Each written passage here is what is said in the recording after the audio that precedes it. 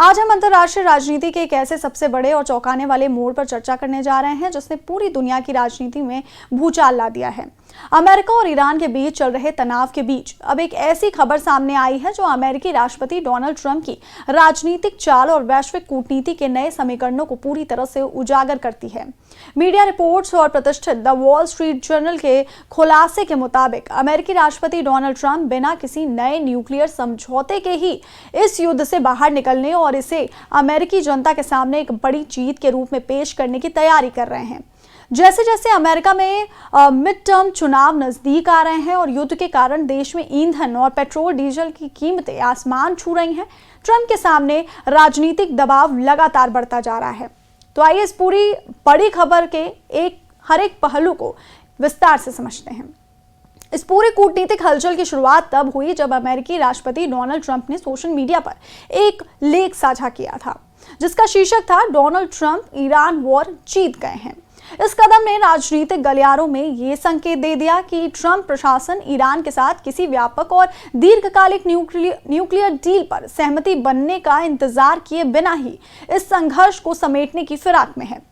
अमेरिकी अधिकारियों के मुताबिक ट्रंप का मानना है कि पिछले सैन्य अभियानों में ईरान के मुख्य परमाणु ठिकानों को भारी नुकसान पहुंचाया जा चुका है और अमेरिकी खुफिया तंत्र किसी भी गुप्त कोशिश को आसानी से ट्रैक कर सकता है। ऐसे में स्ट्रेट ऑफ हॉर्मुज से जहाजों की आवाजाही पूरी तरह बहाल हो जाती है और ईरान का परमाणु कार्यक्रम सीमित रहता है तो ट्रंप इस संघर्ष को हमेशा के लिए एक बड़े विराम या युद्ध विराम के रूप में ढालकर अमेरिकी जनता के सामने अपनी जीत का दावा पेश कर सकते हैं।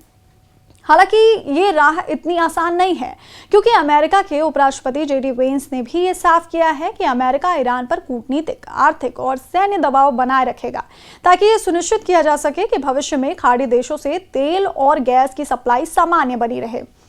तो वहीं दूसरी तरफ ईरान ने भी अमेरिका और उसके सहयोगियों के सामने अपनी कड़ी शर्तें रख दी हैं जिससे ये पूरा मामला और अधिक पेचीदा हो गया है। ईरान की तरफ से ये मांग की गई है कि सामरिक रूप से बेहद महत्वपूर्ण स्ट्रेट ऑफ हॉर्मुज को पूरी तरह से दोबारा खोलने से पहले अमेरिका को युद्ध के हट जाने के रूप में भारी भरकम मुआवजा देना होगा, क्षेत्र से अपने अमेरिकी सैनिकों को पूरी तरह से हटाना होगा और नौसैनिक नाकाबंदी को खत्म करना होगा। हॉर्मुज का ये इलाका दुनिया के सबसे अहम तेल परिवहन मार्गों में से एक है जहां से वैश्विक ऊर्जा आपूर्ति का एक बहुत बड़ा हिस्सा गुजरता है। युद्ध के दौरान ईरान के रुक कर किए जा रहे मिसाइल और ड्रोन हमलों ने इस जलमार्ग पर जहाजों की आवाजाही को बुरी तरह से प्रभावित किया है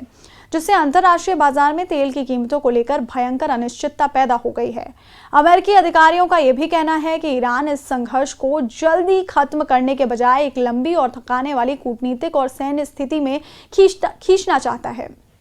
जबकि ट्रंप प्रशासन घरेलू मोर्चे पर महंगाई और मिड टर्म चुनाव के दबाव के चलते जल्द से जल्द राहत पाना चाहता है। इस पूरी स्थिति के बीच ये साफ नजर आ रहा है कि आने वाले हफ्ते अमेरिकी राजनीति और वैश्विक कूटनीति दोनों के लिए बेहद निर्णायक होने वाले हैं। एक तरफ जहां ट्रंप प्रशासन बिना किसी कॉम्प्रिहेंसिव न्यूक्लियर डील के इस संघर्ष से बाहर निकलने और अपनी राजनीतिक जमीन मजबूत करने का रास्ता तलाश रहा है, तो वहीं ईरान की सख्त शर्तें और मध्य पूर्व की जटिल परिस्थितियां इस रणनीति के सामने बड़ी दीवार बनकर खड़ी हैं। हमारे इस डिजिटल प्लेटफॉर्म पे फिलहाल के लिए इतना ही।